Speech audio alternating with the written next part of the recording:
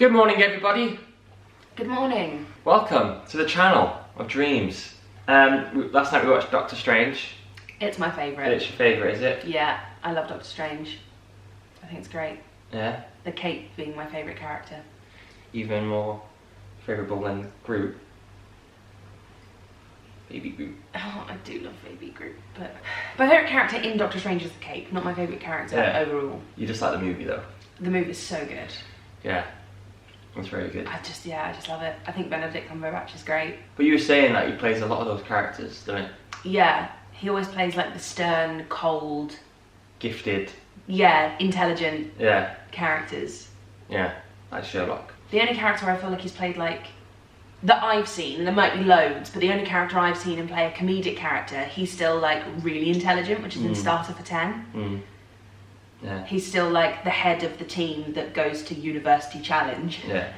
And But it's Imitation Game as well. I've not seen Imitation Game. I need to see that. He's very good in that. Yeah. He's like the guy, the really clever guy who cracks the code. I love Sherlock though. I think Sherlock's brilliant.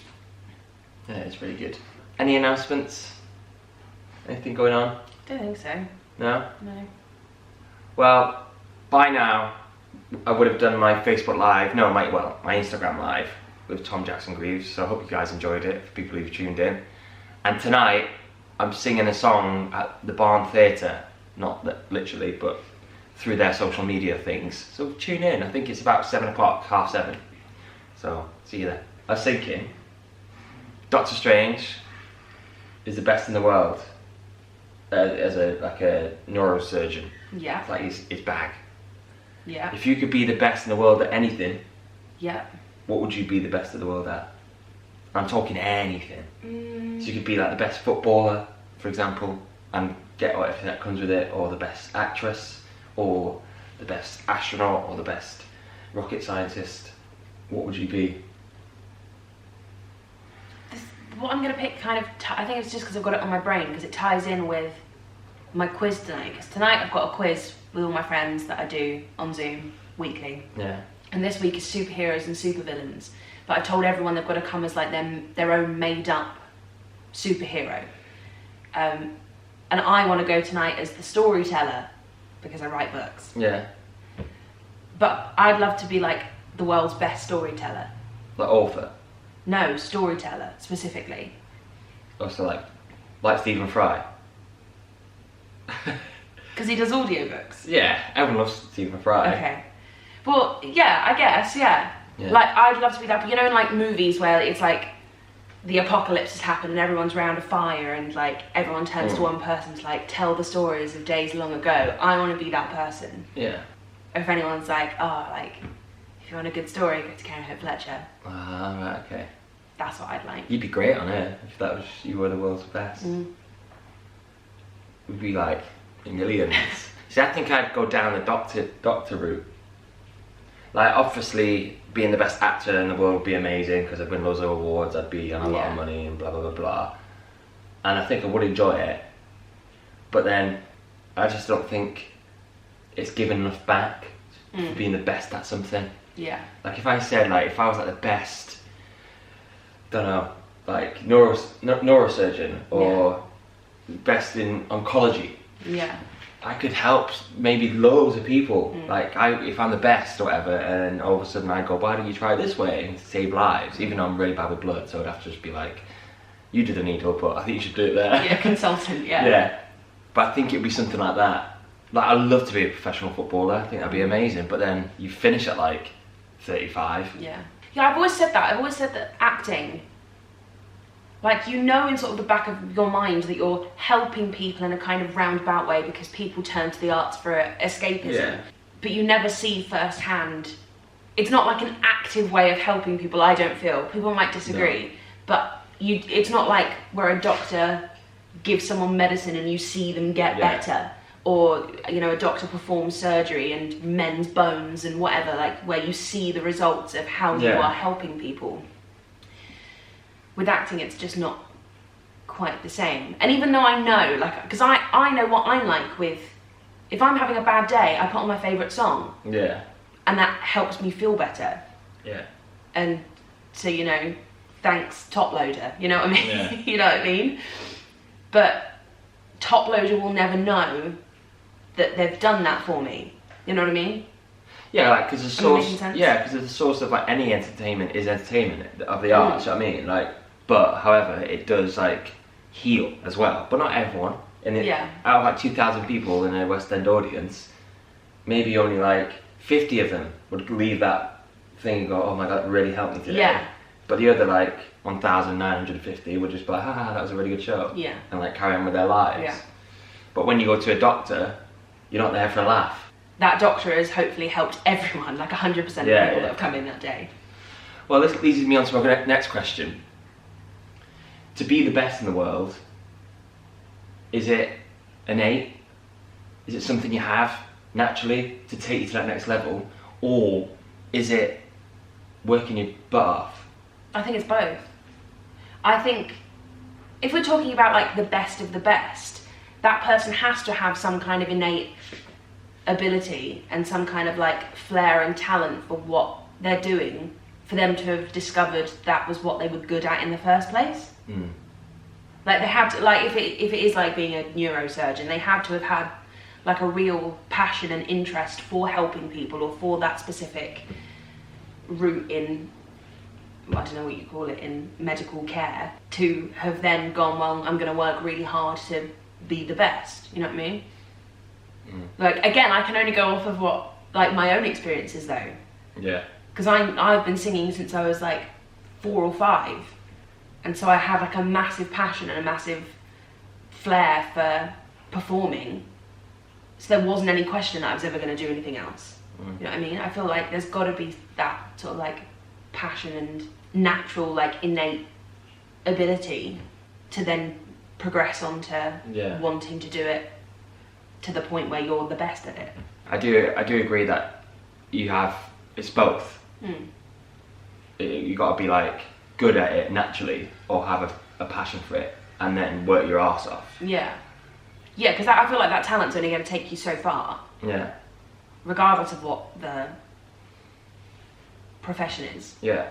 I feel like then you've then got to meet it halfway, or even like most of the way, with then the hard work. Yeah, so you might be born with the skills, but you got to hone the skills as well. Got to learn more, push yourself. Well, again, just thinking from like entertainment industry perspective, like you could be the world's best singer, but no one's gonna hear you if you don't get off your ass and make people hear you. Yeah. You know what I mean? You could just be a shower singer for the rest of your life unless you kind of work hard to be seen. Yeah. My story is obviously different to your story in terms of like I sort of found a passion for like acting and singing pretty young, but then sort of lost it. But then I sort of, what I had as a kid, I realised I could hone it into something. So I guess there was something there, but then I had to go to theatre school and like train, and like obviously wanted to be like I wanted to be better at dancing, so that's the main reason I went. But like I've got friends like you, Aaron, for example.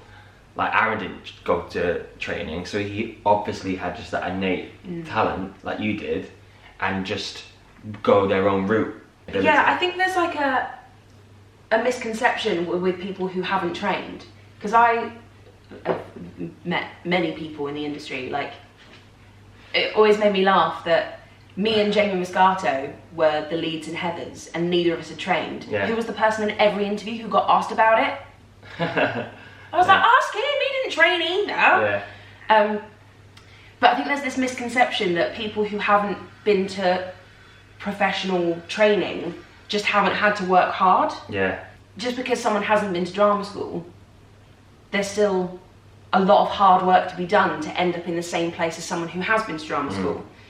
There is just this misconception that people who haven't been to drama school didn't have to work hard to be where they were because they have some kind of like innate ability, or I don't know what people think, but it's not true, basically, is what I'm saying. Yeah, it's definitely true. Like I went to a relatively small drama school as well, like, so I only can imagine how hard it was for you guys, like, who didn't go, because I didn't go to like the Arts Head, the Guildford, the Mount View, whatever, or like the big three, as you call it in England.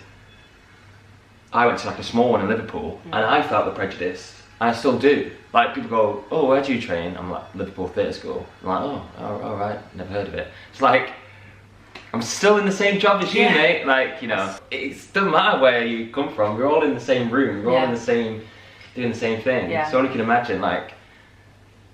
I just remember sitting in all those meetings with agents that I had, because I was 19, hadn't been to drama school, because I'd taken a very big risk on working on this musical that I was writing. And I just remember I went to, I think it was 12 different agents, and I just remember that horrible feeling of them looking through my CV and only seeing the things I'd done as a kid. Yeah. And asking questions like, oh, did you train?